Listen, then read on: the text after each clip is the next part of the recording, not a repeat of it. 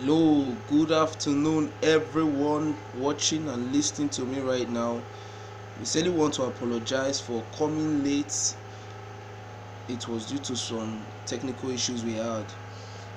Well, we are here now, and I'm happy to be with you this afternoon. My name is Barrister Gideon, and this is Everyday with Gideon. Subscribe to my YouTube channel, check the link below, and join us every weekend where we'll talk about matters that relates to life, not just only law. We can talk about other things as we get to our everyday life, and suggestions and comments are duly welcome. We are here to improve. Now today we want to talk about something very important, something that has caused a little bit of confusion even among the legal discipline, among the legal world, among lawyers. Many people have actually had a misconception about the certificate of occupancy.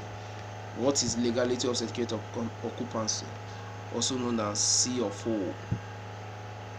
Now, it is true that C of O is a presumed fact that anybody with same is the owner of a land. However, it is wrong and it is not true to say that when a person holds or can show a certificate of occupancy over a particular land, that automatically bequeaths him to legal ownership of a land. That may not be true, because a certificate of occupancy is just a document, a legal document, evidencing the fact that such a person is in possession of a land which is given by the governor. However, the cliche that says that is the governor is the owner of the land in the state, so therefore anybody to which the governor gives a certificate of occupancy is the owner of a land, it's not true. The governor of a state is not the owner of the land. You can see the relevant provisions of the Land Use Act of 1978. As a matter of fact, I would like to read a provision. You go read, check up the proper section. I'm not so sure, but in that in the act, the act is couched in such a way that it says that the governor shall hold the land in trust. The land is vested in the governor, and he shall hold the land in trust. The provision did not say that the governor shall be the owner of a land. So it is wrong to say that the governor is the owner of all the lands in the state. The governor is never the owner of the lands in the state. He is only in trust. He is only holding same in trust. Do you understand? He is only holding same in trust. The lands are vested in him as the number one citizen of the state, and he holds same in trust. The only time the governor can actually take over a property is when that land or property want to be used for public purpose. So that if you go ahead to secure a certificate of occupancy without duly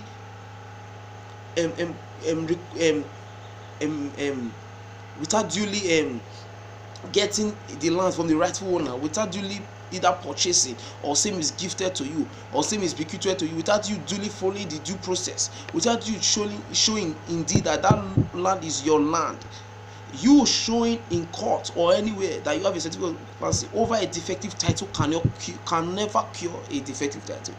So I repeat, a certificate of occupancy cannot cure a defective title. I'm not saying again that certificate of occupancy is not necessary. Usually these days banks will want to ask you to go and get certificate of occupancy if you want to get a loan.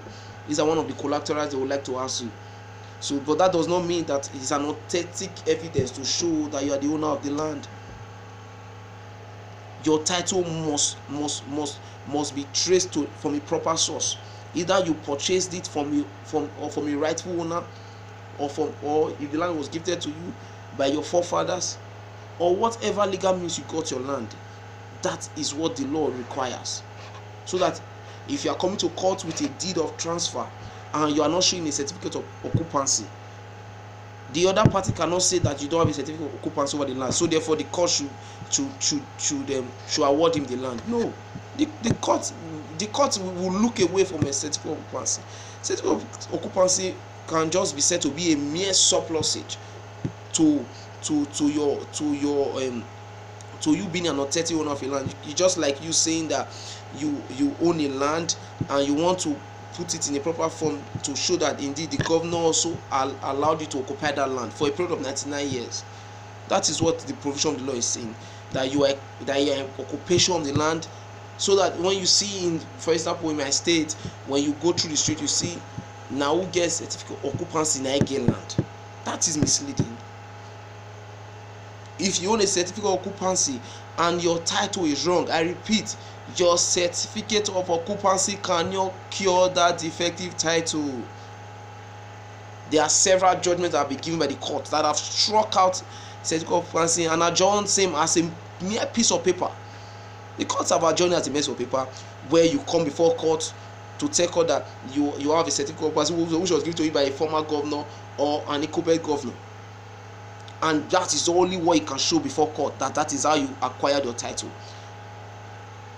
The court will not, because everybody can go ahead and start securing certificate of occupancy over a land to which they are in occupation. Your title must be properly traced. I repeat, your title must be gotten from a proper source.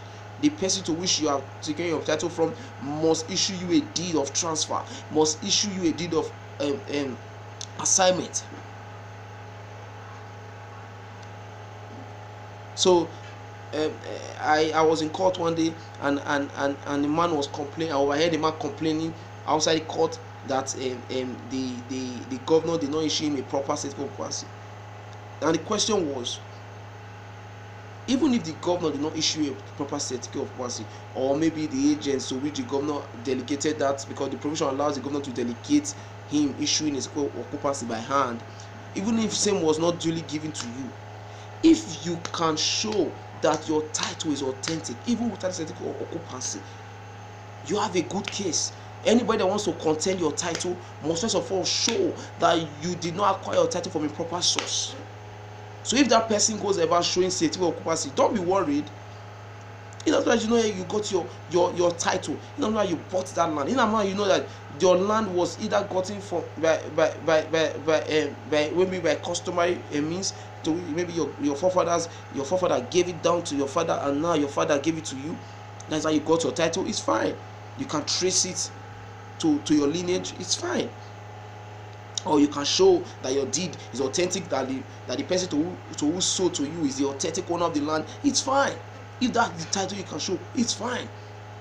But don't go about showing certificate of occupancy and yet you don't have a proper title.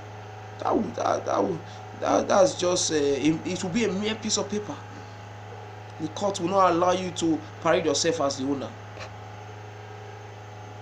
So I believe we get the position clear now.